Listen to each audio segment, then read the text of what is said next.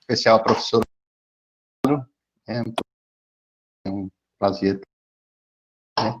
E, como eu já estava dizendo antes, né, enfim, hoje o tema é prazeroso, mas não é tão prazeroso assim, porque é cheio, né? Enfim.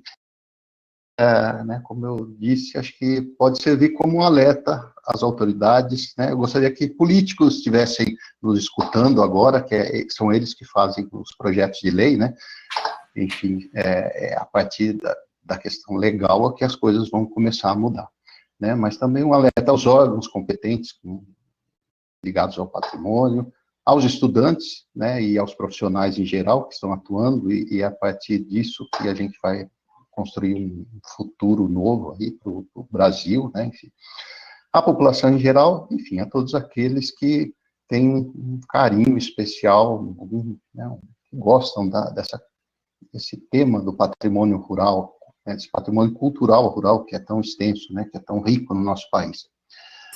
Eu vou começar pelo por que preservar, né? Por que preservar? Bom, isso está ligado à história do nosso país, né? A gente foi, até pouquíssimas décadas atrás, um país mais rural que urbano, né? Nós surgimos enquanto colônia portuguesa, né, sob a exploração do pau-brasil e das madeiras nobres, né?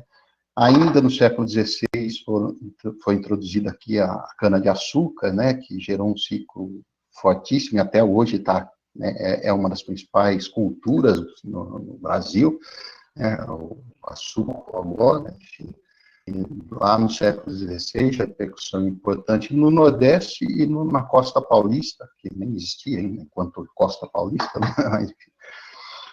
Ainda no século XVI, a gente foi introduzido pelos portugueses os rebanhos, né, os bovinos, suínos, caprinos, né, e muitas aves que vieram, né, da Europa, da África, enfim, e que deram condições para interiorização da colonização e conquista dos sertões, né? O boi, por exemplo, foi né, não só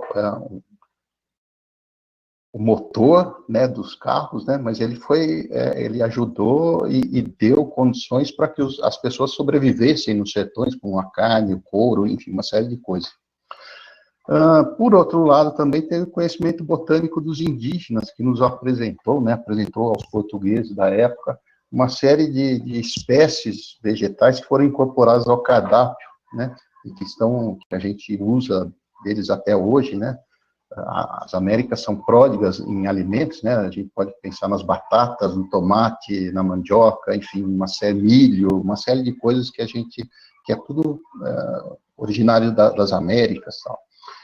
Bom, enfim, todos esses alimentos, né, foram produzidos em propriedades rurais e propiciaram o surgimento e a sobrevivência dos núcleos populacionais, né? A criação de estradas, né? Se a gente for pensar, por exemplo, não só as estradas de rodagem, né, mas estradas de terra, assim, né, mas as ferrovias, por exemplo, né?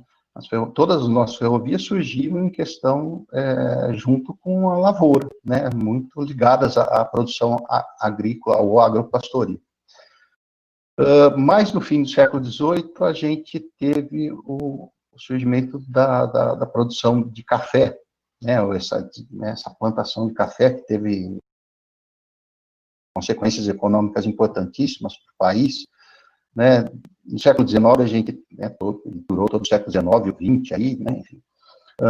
No século XIX, a questão de ciclos importantes como a exploração da erva mate, né, da borracha, né, da seringueira, né. No século XX, o algodão, a gente pode falar no babaçu, o arroz, o cacau, enfim, uma série de produtos, né, que desde o século XVI nós estamos ligados a esse meio rural, né, e tudo isso proporcionou a gente a ser o que a gente é hoje, né. E não é importante só para o Brasil, né, esses ciclos todos tiveram repercussão mundial, né, então o Brasil tem um papel importante com relação ao mundo desde muito tempo, desde o começo, né, desde o século XVI. Então, né, esses produtos todos ajudaram a povoar o nosso país, ajudaram a moldar nosso caráter, o ser brasileiro, definiram culturas, né, padrões culturais regionais, né, estão presentes na nossa arte culinária, estão presentes em todas as artes, né, na literatura, na música, né, olha quanta música que diz respeito a produtos agrícolas, né, e vamos falar na música sertaneja, assim, por exemplo, né, a música mais, hoje dita de raiz, né, enfim, essa música, né, que fala sobre uma série de produtos, o artesanato, as artes plásticas em geral, né, se referem muito a essa questão rural, né, e tudo isso deixou, além, né, de todo esse legado cultural, uma herança, um patrimônio arquitetônico rural que é belíssimo, é muito admirado, é algo quase que mítico, né? A gente sai do Brasil e as pessoas falam as fazendas brasileiras, não sei o quê, muito por conta das novelas, né? Nem sempre tem um caráter muito verdadeiro que essas novelas, né? Enfim, novela é um produto, né? Então, enfim. Mas a gente pode pensar que, assim, tudo isso, né, gerou um crescimento econômico importantíssimo, gerou surgimento de cidades, crescimento dessas cidades, assim, um desenvolvimento extraordinário para o país. Se a gente for pensar nos exemplos, né, a gente tem engenhos de açúcar belíssimos no Nordeste, no Rio de Janeiro, em Minas Gerais, em São Paulo, as fazendas de gado, né, do Piauí, do interior do Nordeste, né, de Minas Gerais, né, do Nordeste aqui do estado de São Paulo, né, do Mato Grosso, né, todo o Centro-Oeste aí, enfim, fazendas de café, né, que são super lembradas, né, quando a gente sai fora do Brasil, as fazendas de cacau, por exemplo, são belíssimas, né, tem todo, o Jorge Amado explorou isso maravilhosamente bem em sua literatura, né? As estâncias gaúchas, né, que até hoje a gente, né, vai no sul, a gente, né, pensa nessas questões. Os barbacoás, que não são muito conhecidos, são os engenhos né, da erva mate, as charqueadas, né, que estão presentes no Brasil inteiro, aí, principalmente no sul, mas em outros lugares também, né? Enfim, tudo isso encanta aqueles que têm a oportunidade de visitá-los, né? Eles são cenários de filmes, são cenários de novelas, de séries, minisséries, né? São um patrimônio que é reconhecido não só no Brasil, mas fora do Brasil também, né? E agora, eles são bem tratados, estão sendo bem tratados por nós, né? Estão sendo conservados da maneira como eles deveriam. Aí começam os problemas, né? Apesar da importância que esse patrimônio e todas essas propriedades rurais tiveram e têm para a história do Brasil, se a gente for pensar, por exemplo, no IPHAN, né, o reconhecimento oficial enquanto patrimônio, eles têm um papel secundário, né? Apesar deles terem originado as cidades ou mantido as cidades, são as cidades que são conservadas, né? É o patrimônio urbano que é o foco de todos os órgãos de patrimônio, né? Se a gente for pegar a porcentagem de fazendas ou propriedades, né, tombadas ou protegidas de alguma forma, elas são em número muito menor do que o patrimônio urbano. Né? E a gente sabe que ao longo aí do IPHAN, né, enfim, ao longo da trajetória do IPHAN, daí, da conservação de cidades como Ouro Preto, enfim, né, e outras, né, muitos conjuntos rurais foram comprados, demolidos e o material reaproveitado para recuperação de imóveis urbanos históricos, né? Ou seja, eles são vistos como algo que é meio secundário, assim, que não tem tanta importância assim, ou não tem a importância que mereceriam ter. Até meados do século XX, esses complexos rurais, né, eles ficaram praticamente isolados em relação ao ambiente urbano, né? Mas eles concentravam a maior parte da população brasileira, né? Quer dizer, enfim, ou seja, realmente é importante, então faz parte da nossa cultura, esse meio rural. Nós somos muito rurais ainda, né? E, tirando algumas áreas aí de uma imigração mais recente, né, como Santa Catarina, Paraná, Rio Grande do Sul, ou, né, que tiveram uma colonização um pouco diferenciada. Algumas áreas de São Paulo, Espírito Santo, pouquíssimas outras áreas, né, todas essas propriedades rurais são grandes latifúndios, né, conformam grandes extensões de terras, né, e por isso concentravam muita gente, né. Então, as construções que existem nessas propriedades, elas são muito grandiosas e muito numerosas, feitas o quê? À base de terra, madeira e pedra. Conservar um casarão de uma fazenda hoje não é tarefa fácil, né? É muito caro, né?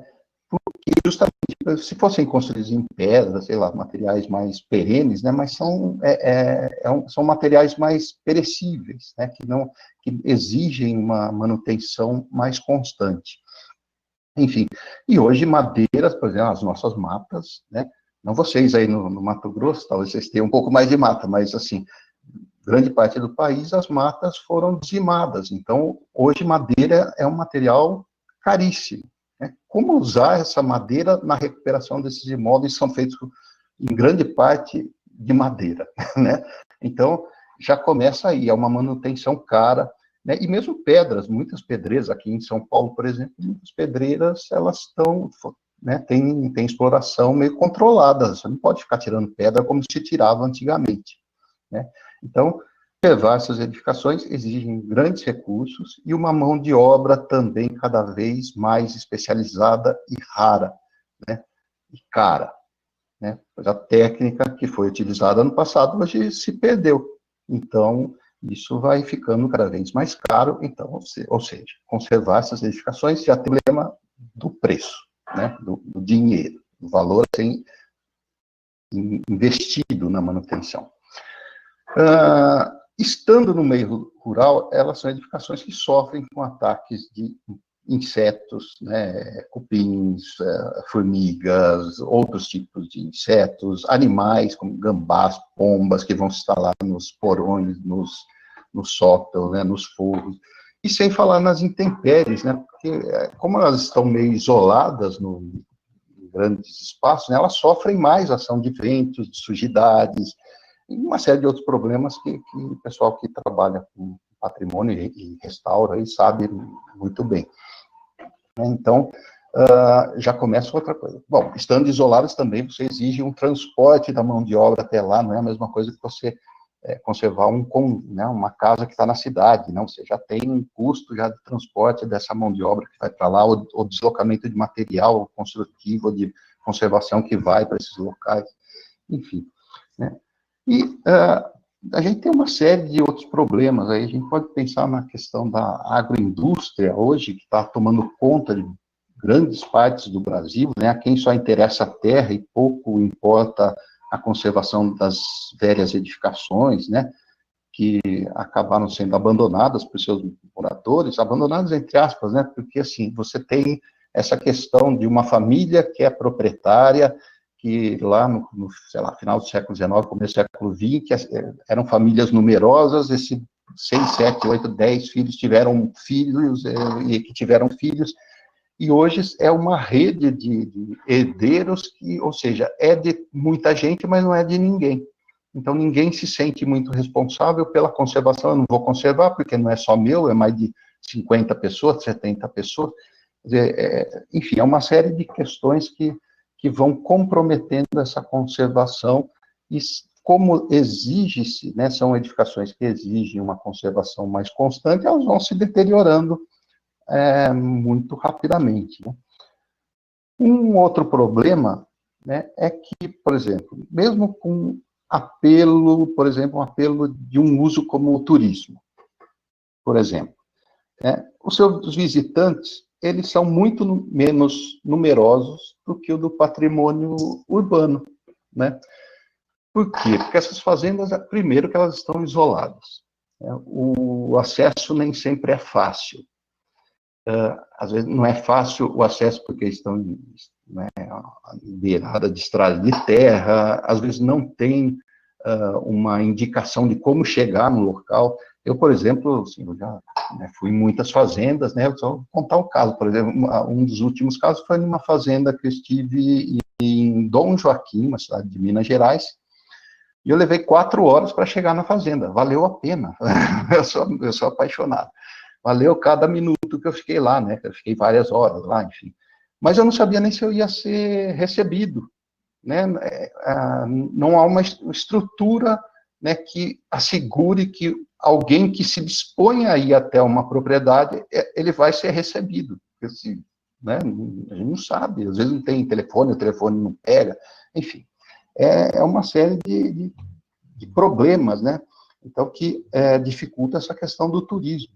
Né? Elas estão distantes das principais atrações locais, em geral, nem sempre elas estão próximas a centros urbanos, né? A maioria. Enfim, então, poucas são aquelas que podem ter no turismo algo rentável, ou que dê uma rentabilidade que faça com que ela só dependa desse tipo de atividade, né? E no Brasil, por exemplo, não há, como, né, por exemplo, em países vizinhos, aí, agências de turismo especializadas no transporte de possíveis visitantes, né? Eu lembro quando eu estava em São Carlos, às vezes tinha alguns eventos lá, e chegava assim, existe a Fazenda Pinhal, a Fazenda Santa Maria, que são as mais conhecidas, são. E como chegar lá? Se você não tem carro, né, o taxista provavelmente não vai querer botar seu carro numa estrada de terra, porque ele vai sujar o carro dele e tal, né, ele vai ganhar pouco, né. Então, às vezes, não compensa. Então, tudo isso é preciso ser pensado. Por outro lado, também, outro problema, né, são os poucos roteiros temáticos que congregam conjuntos de propriedades rurais e que poderiam gerar um turismo cultural um pouco mais organizado, né? Se você tivesse, por exemplo, roteiros, né, então, assim, ligados à questão do ciclo econômico preponderante ou alguma atividade que existe nessas regiões, ligado ao patrimônio arquitetônico, então, isso poderia ser um pouco mais bem explorado. Enfim, eu acho que falta um pouco de criatividade para explorar vamos falar economicamente, porque só conservar por conservar, né, não é muito o caso. A gente isso tem que gerar emprego, tem que gerar algum tipo de atividade econômica rentável, lógico que um ou outro patrimônio excepcional, tal. Mas assim, se a gente for pensar numa questão, né, em grupos de fazenda, em roteiros, talvez essa questão comece a se viabilizar um pouco melhor, né? A gente tem exemplos muito bons, por exemplo, na Argentina, no Peru, né, e sem falar em Portugal, Itália, Espanha, Estados Unidos, tal, que esses roteiros ligados a algum tipo de atividade ou ciclos, né, que são como, por exemplo, as bodegas de Mendoza, né, lá na Argentina, tem vários roteiros, mas não só, por exemplo, eu tive em Mendoza e aí eu fiz um roteiro em pequenas propriedades de pessoas que produzem como fala, temperos, assim, ervas aromáticas, ervas que se usam na culinária e tal, e foi muito rico, né, essa experiência, você vê como que é a produção, você meio que participa desse dia a dia do proprietário lá, do pequeno proprietário. Você tem a possibilidade de comprar esses produtos, né? Então é uma forma interessante para eles venderem seus produtos também. E aí a gente ia em algumas vilinhas rurais, tal, e conhecia um pouco do cotidiano deles, né? Lá o antigo cinema, que virou um centrinho cultural, e eles ficam muito contentes. Hoje a gente vê aqui no Brasil, né? Quantos pequenos núcleos que a gente tem que poderiam congregar esse tipo de roteiro, né? Enfim, um outro exemplo, eu tive em São Miguel de Tucumã, na Argentina, e enfim, eu dei uma olhada, falei, poxa, que interessante, né, Tucumã, a cidade onde nasceu Mercedes Sosa, eu sou um fã, né, enfim, legal, tal, vou ver a cidade dela, tem uma catedral bonita, tal. Aí, não, minha surpresa foi chegar no hotel e tem um stand, assim, cheio de folhetos com roteiros de coisas que eu nunca imaginei que fosse existir em Tucumã.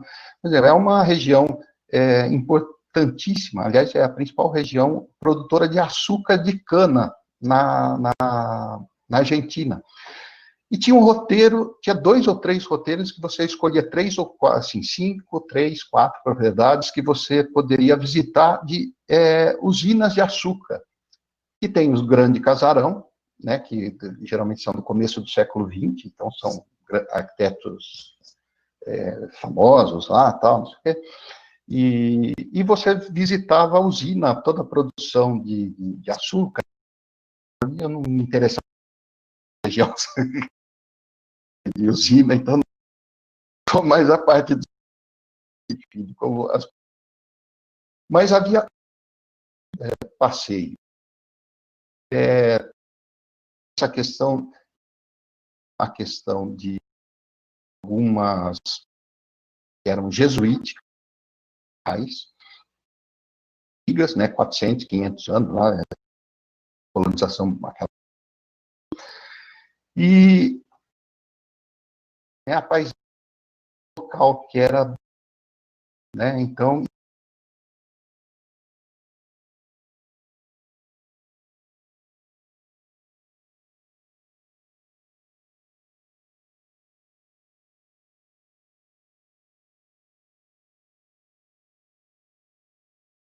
no hotel ou na própria... Oi? Posso? Bom.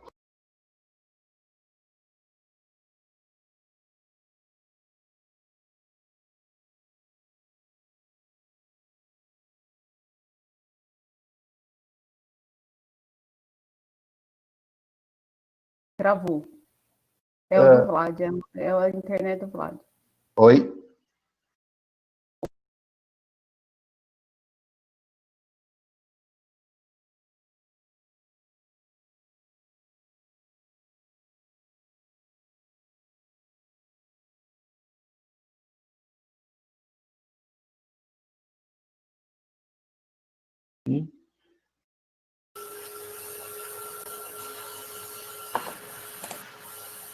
Oi?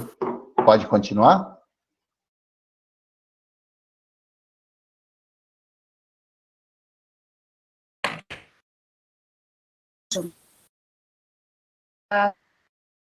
Thaís, pode continuar? Você desliga sua...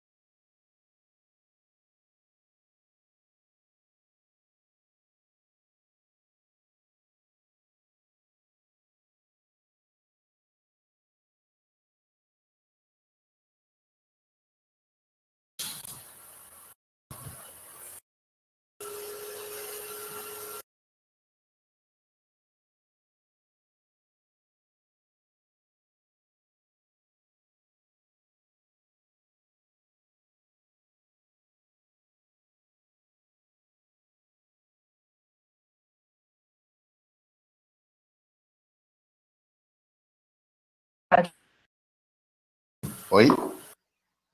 Oi? Oi, talvez.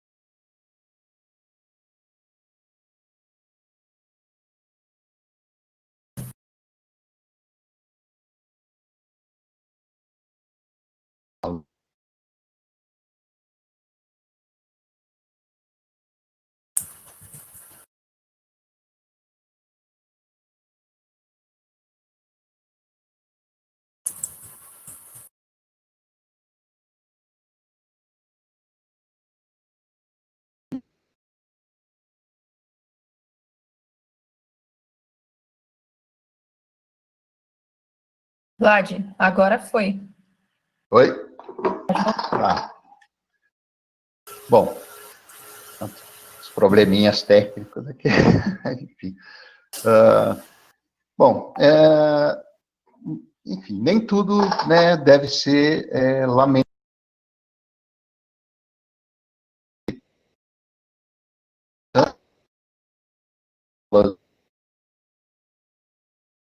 Vale do Paraíba Fluminense, acho que tem várias fazendas e as autoridades estão, né, junto com universidades, os órgãos patrimoniais estão se organizando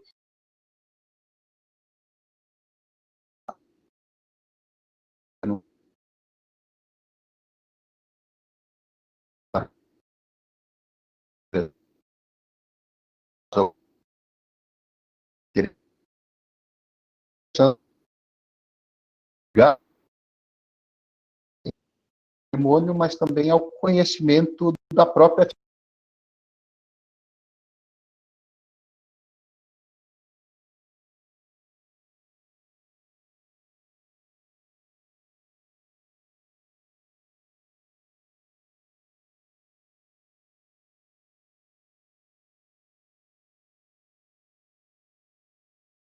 Tem realmente, né, que são as atividades agrícolas e agro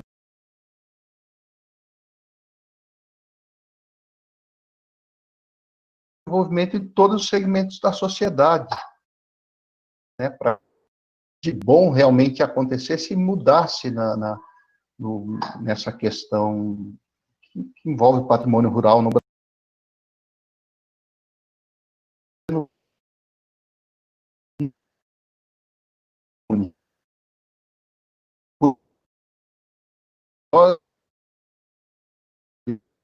área, ligados ao patrimônio, que desenvolvessem, pudessem desenvolver planos conjuntamente aos, por exemplo, junto com os proprietários, junto com a gente,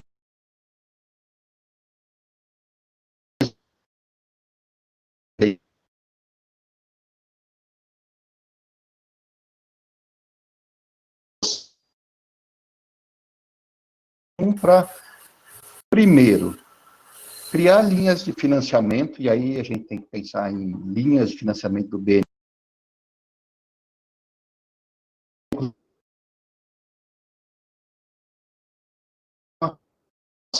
e aí trabalhar junto com órgãos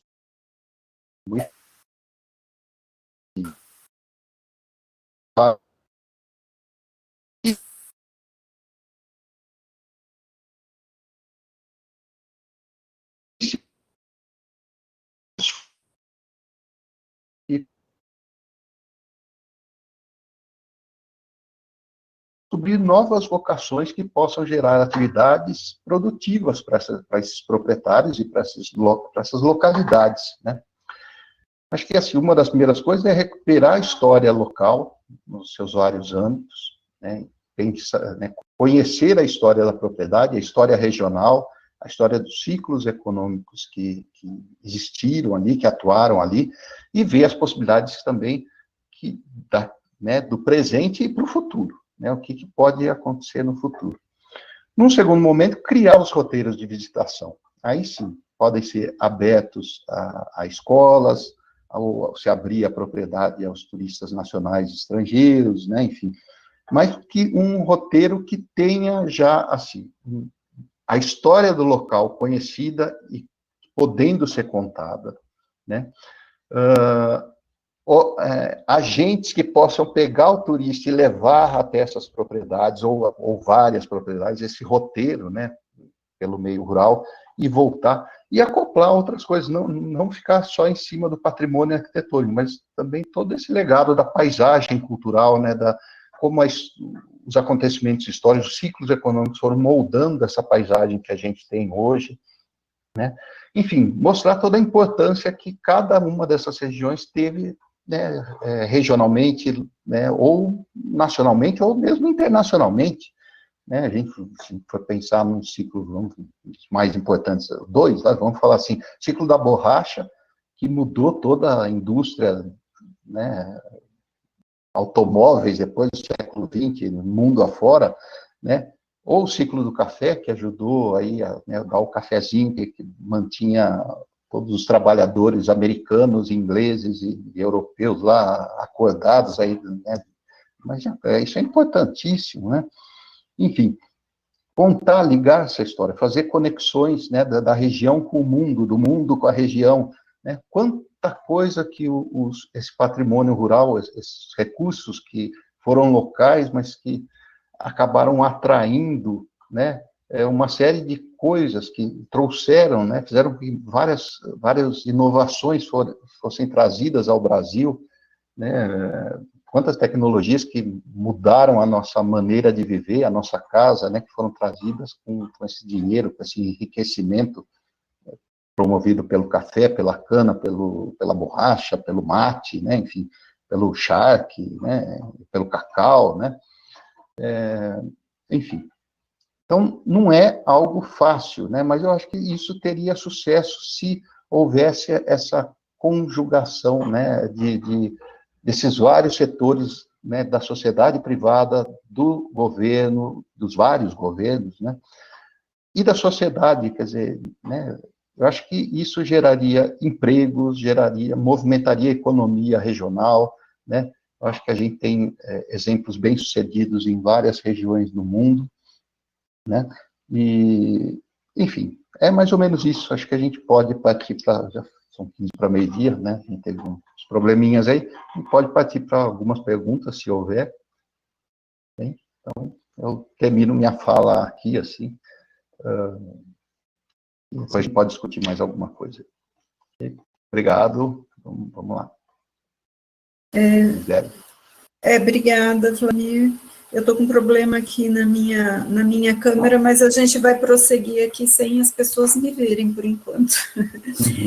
Temos várias perguntas, né? A sua fala é muito pertinente à nossa realidade como um todo, né? Temos aqui em Mato Grosso também uma quantidade significativa, né, de patrimônio de fazendas belíssimas, né, nas cidades históricas, né, de origem aqui de Mato Grosso, Cáceres, Vila Bela, né, então tem algumas cidades mais antigas aqui que tem um patrimônio que sofre desse mesmo problema que você abordou aí, né, que acontece aí no Vale do Paraíba, São Paulo, né. Tem algumas perguntas aqui, o Paulo Marques, ele pergunta, com a criação de leis para a preservação da paisagem e do patrimônio imaterial, houve avanços na preservação dessas fazendas? Não muito. Não. É porque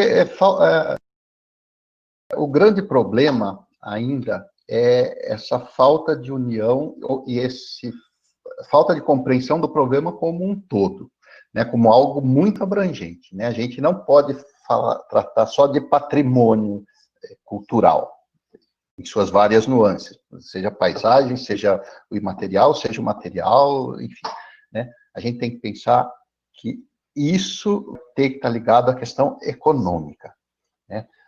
A questão, assim, torna a repetir, né, o que eu falei lá no começo. Conservar essas edificações é muito custoso.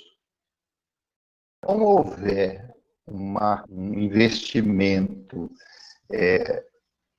do governo a partir da criação de roteiros específicos que englobem algumas propriedades, vários roteiros que englobem propriedades, que junte um esforço conjunto e uma vontade política, que essa talvez seja o grande problema, mais do que tudo, né?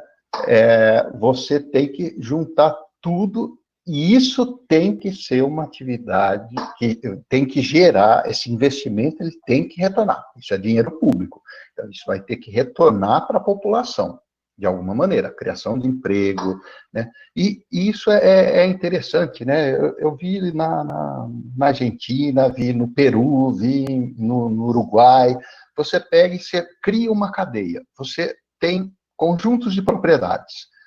Bom, eles foram recuperados. Em geral, lá existe, a recuperação foi feita pelos próprios proprietários. Aqui no Brasil, a gente tem esse problema, que é uma questão, assim, muitos proprietários hoje, por conta das loucuras da economia, eles estão, assim, é uma roleta russa, né, trabalhar com agricultura, agropecuária. Tudo se depende do clima, essas mudanças climáticas estão mudando muito, né? Você não tem a certeza que vai gerar algum lucro. O que esse pessoal está fazendo? Eles estão preferindo arrendar a terra. E aí, nisso, as propriedades vão sendo abandonadas, né? As edificações vão sendo abandonadas, né? Então, tem que ter um investimento e você pegar e criar atividades junto a Sebrae entrando né?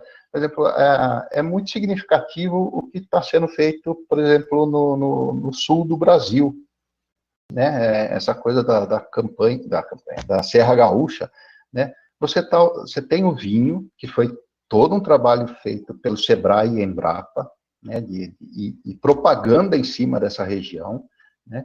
Está produzindo um vinho de qualidade, né? E aí você monta roteiros em que você visita, quer dizer, o turismo ele entra e todo um patrimônio cultural que foi gerado a partir daquelas pequenas propriedades produtoras de vinho, ele vai sendo preservado porque está gerando algum tipo de renda, né? Ele está, né, tá gerando lucro. E você vê que aí você movimenta a cadeia da agência de turismo, o hotel, o cara que vai para a cidade, e às vezes, né, você pode pensar em uma propriedade rural que receba o turista ou não, ou que ele fique hospedado no hotel. Então, você tem, olha quanta atividade que vai sendo gerada. O turista, porque ele não compra só coisa nas fazendas, mas ele compra coisas na cidade, né? E pelo o que eu vi lá, esses roteiros turísticos de Mendoza, em Tucumã, era muito interessante, porque eu falei assim, nossa, bom, primeiro que eu nunca imaginei, né, falei para vocês que eu nunca imaginei que houvesse aquele monte de roteiros em Tucumã que me levariam ao campo, à zona rural de Tucumã.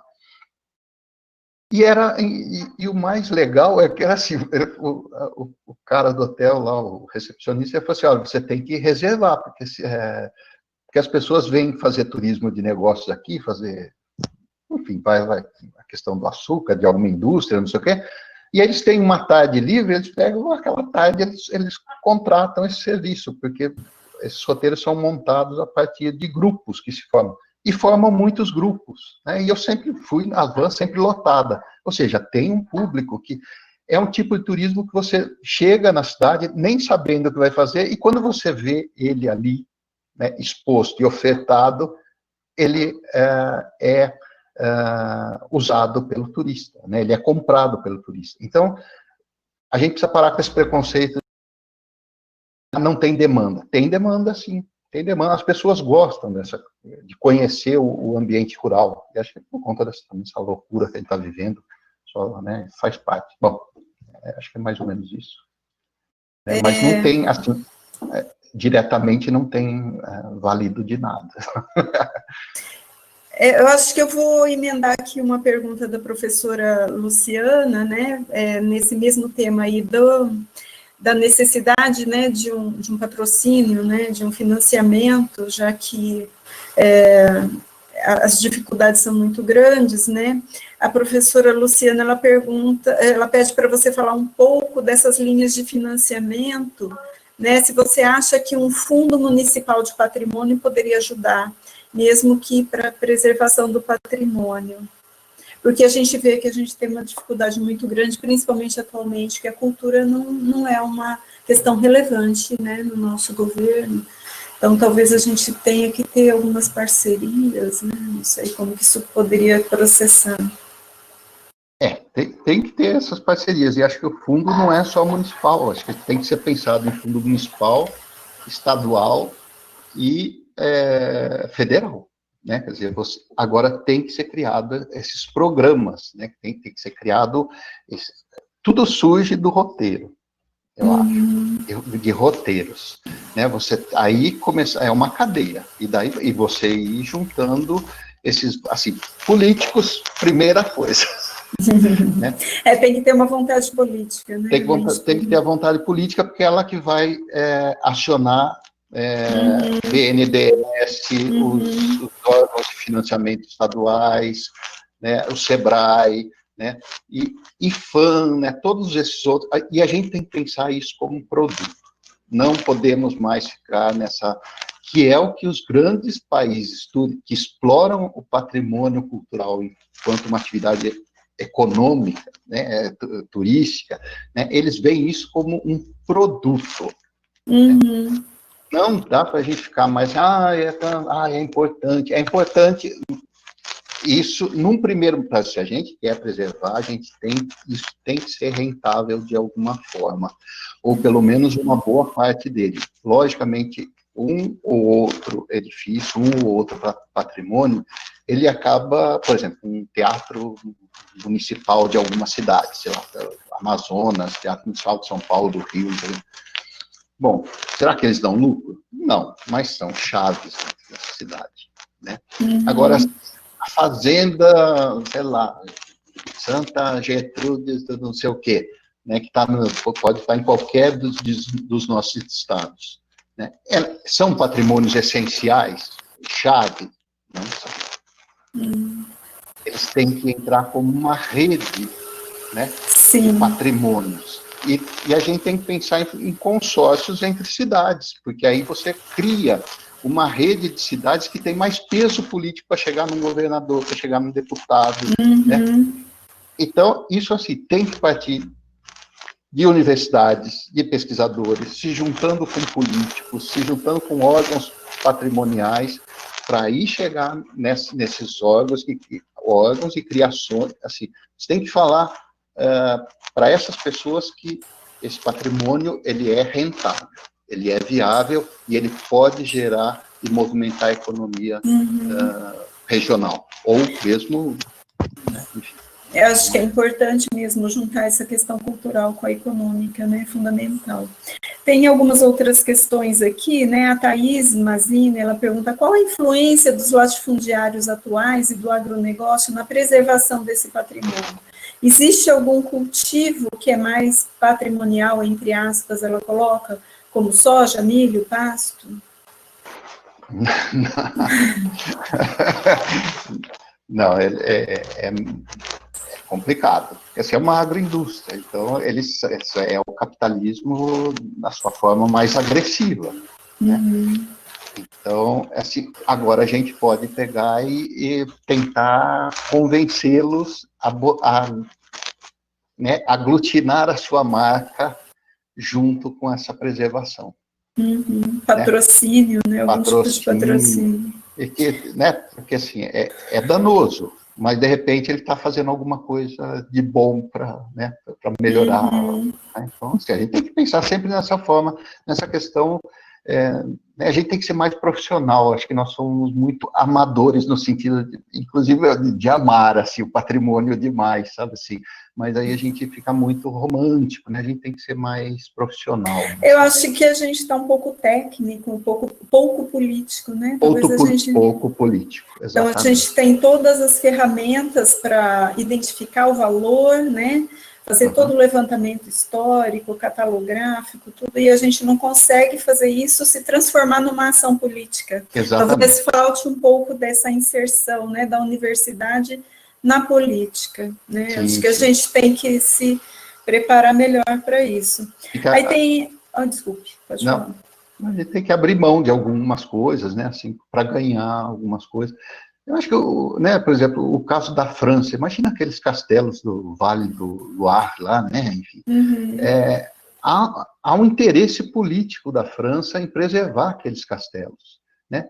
Eles, assim, há dinheiro do governo investido neles, para que eles fiquem, né, e eles exigem, há um programa lá que exige, assim, ó, que a gente ajuda a manter a propriedade, mas pelo menos alguns períodos do ano, se não me engano, é um mês e meio, não sei, tem um período X lá de ano, que eles têm que ser abertos à visitação, porque isso gera o turismo, os turistas vão e aí movimentam toda a economia, hotéis, né, restaurantes, não sei o quê, enfim, que gera uma movimentação econômica fortíssima. Né?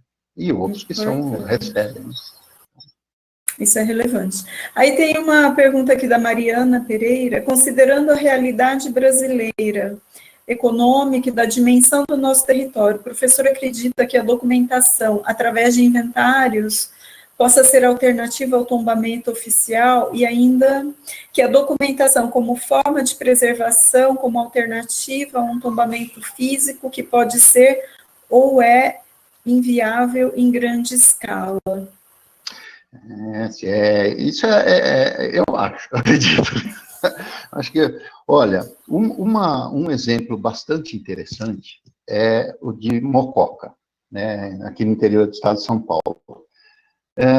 Eles fizeram um levantamento, quer dizer, eu trabalhei assim, fiz o levantamento de algumas fazendas, que foi usado por eles fizeram um levantamento mais extensivo do grupo de fazendas ali, que eles têm, que é um celeiro de fazendas antigas, né? E tem um núcleo urbano muito importante, eles têm muito preservado. A igreja é fantástica, né? É uma igreja do final do século XIX, é uma igreja neogótica, e os casarões ao redor da igreja é muito bem preservado.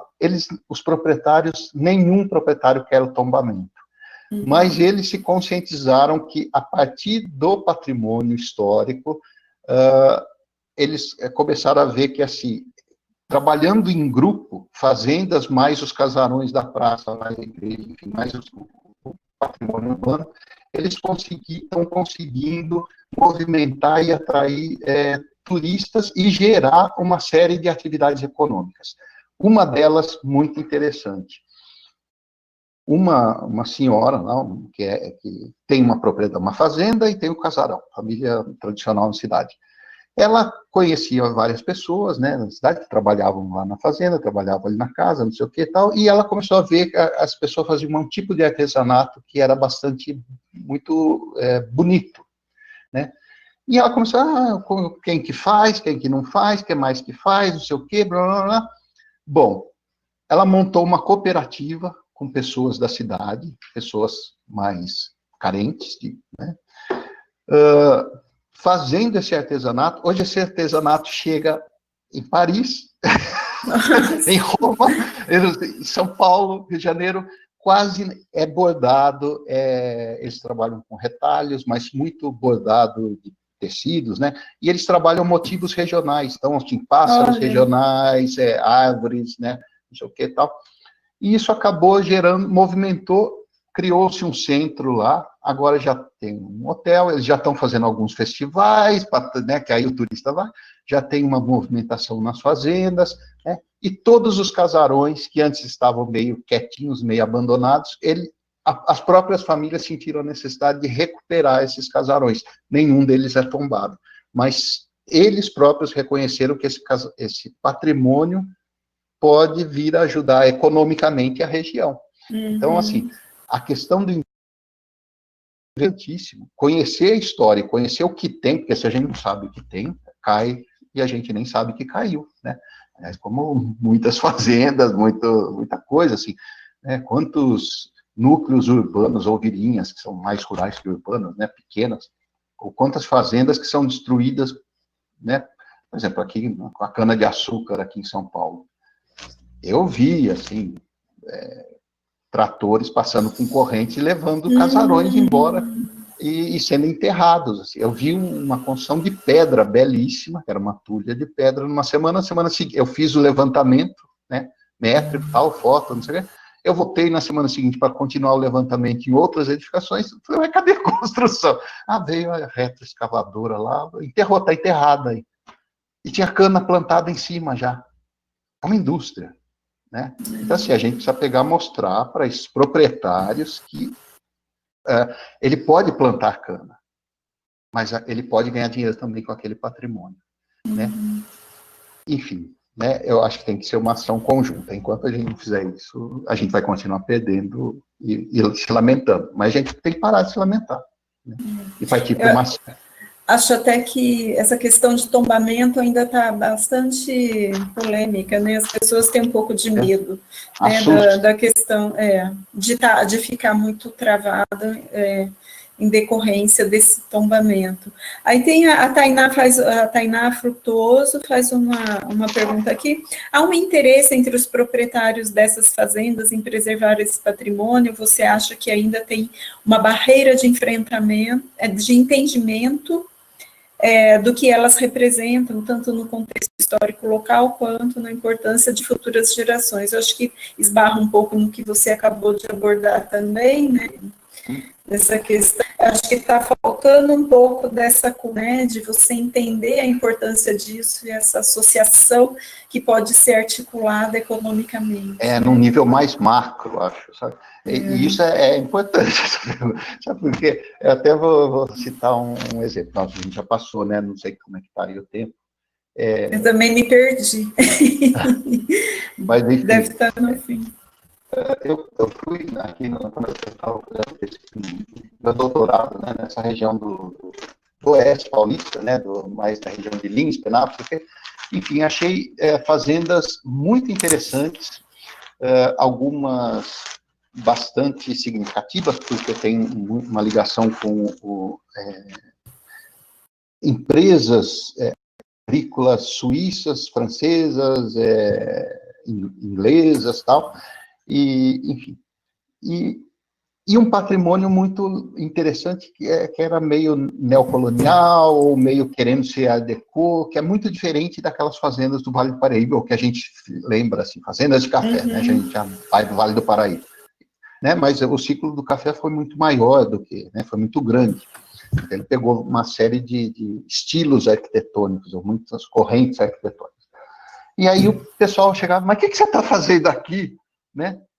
Sua fazenda é super importante, é bonita e tal, né? Tem um estilo, né? Tem uma arquitetura bastante interessante, né?